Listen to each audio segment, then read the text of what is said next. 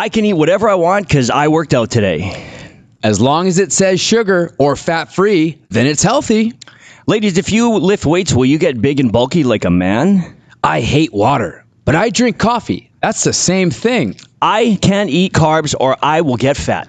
Well, did you know there are no benefits to fasting? You're just basically starving yourself.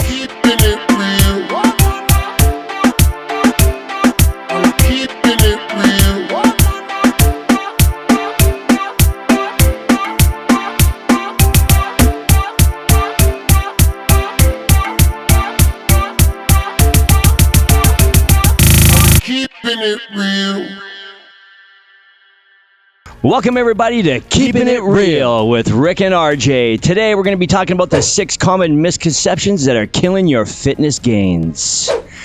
RJ, I can eat whatever I want because I worked out today. True or false? True. You got to earn it, baby. You want to eat those calories? You worked out? Hey, if you're in a deficit, it's all you. All right, so to clarify, I can't go and eat McDonald's 3 times today because I worked out once? Hey, it depends on your goals, man. So what kind of goals might that be? I guess if you're bulking? If you're dirty bulking and you want to look out of shape but be in shape, 100% go ahead and eat McDonald's all day. All right. But just for the sake of keeping it real, what exactly do we need to be eating if we're going to be dropping a little bit of weight? Well, the simple equation I think a lot of people make it very difficult is be in a caloric deficit. So working out is going to help you to get in that deficit faster. So if you want to see any type of muscular gains, you want to see a tight toned body, then you got to be in that simple deficit. So Rick, as long as it says sugar or fat-free, it's healthy, right? No, that is probably one of the biggest misconceptions out there in the nutrition world. In fact, that is all marketing and all advertising.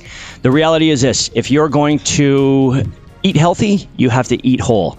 And what I mean is this: everything is loaded with sugar if it comes in a plastic package or in a box. The best way to maintain a healthy diet is to eat everything on the exterior, on the outside of the grocery store, like fresh fruits and vegetables. So if you can grow it or catch it, you can eat it. Correct. I like that. And, sugar and fat-free, a lot of times they're putting chemicals in there that really kind of give you the perception that you're eating the same food. So when people say, it tastes like, well, it tastes like that because they've added so much chemicals. And honestly, there's not enough long-term research to know what kind of health problems you're going to get down the road. All right, so here's one for the ladies. If I lift weights, I'm going to get big and bulky like a man.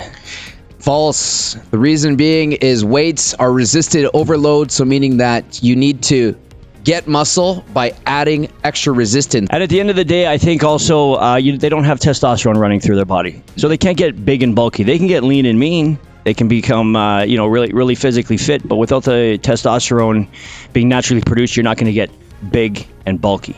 But one of the reasons why you should lift weights, ladies, is because that is the best way or the best thing to put into your body to lose actual body fat is lean muscle mass. I hate water, but I drink coffee. That's basically the same thing, Rick. Well, I hope that's true because I drink a lot of coffee, but I know that is false. And, coffee is a diuretic. It literally dries you out. So I think it goes against everything that is what water is supposed to be, which is hydration. It does the exact opposite. So no, I would disagree. Just because you're drinking coffee does not mean that you're hydrating your body. Well, water creates balance, and the thing that you can look at is what's called a pH scale. And so oftentimes people have sore joints, they're very tired, they're fatigued because they're in a what's called acidic state. And so coffee is actually highly acidic.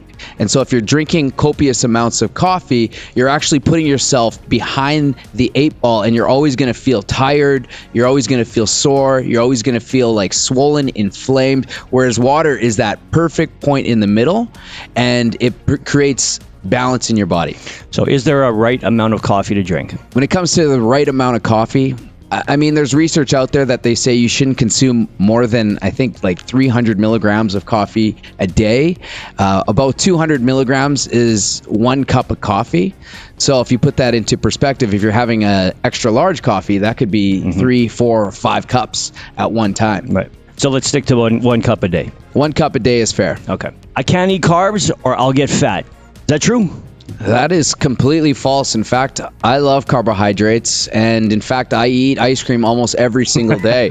And it's my recommendation that if you do a deprivation diet, then you're going to deprive yourself and then you're going to overindulge yourself. And it's the yo-yo cycle. And for some reason, we've come into this delusion that if we cut carbs, we're going to look fantastic, but it's not sustainable. And in fact, if you're trying to build muscle, or if you're trying to have energy to push yourself to burn more calories in a workout, carbohydrates are the main fuel source for high intensity exercise. So if you're depriving yourself of carbohydrates, you're depriving yourself of a good workout, which means that you're depriving your muscles and you're not going to see any type of gains.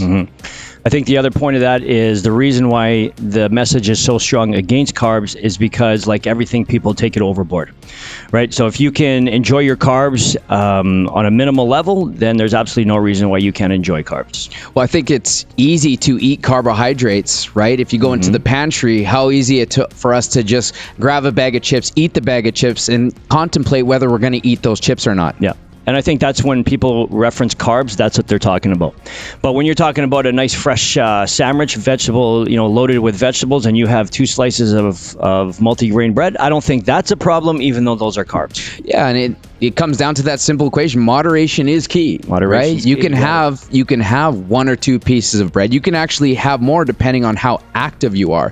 For me to be able to reach my calorie goals and for me to grow my muscles, I actually have to consume almost 200 grams of carbs a day, Rick. 1 piece of bread is anywhere from 18 to about 25 grams of carbohydrates. So I would actually be allowed to have quite a bit of bread in a day, Yeah, like 5 and pieces. still have gains. Yep.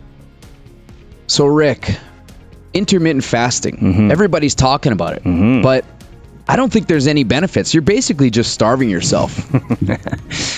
I would disagree completely. And the reason for intermittent fasting, from what I understand and from how I feel when I do it, is you're basically doing a reset in your own body.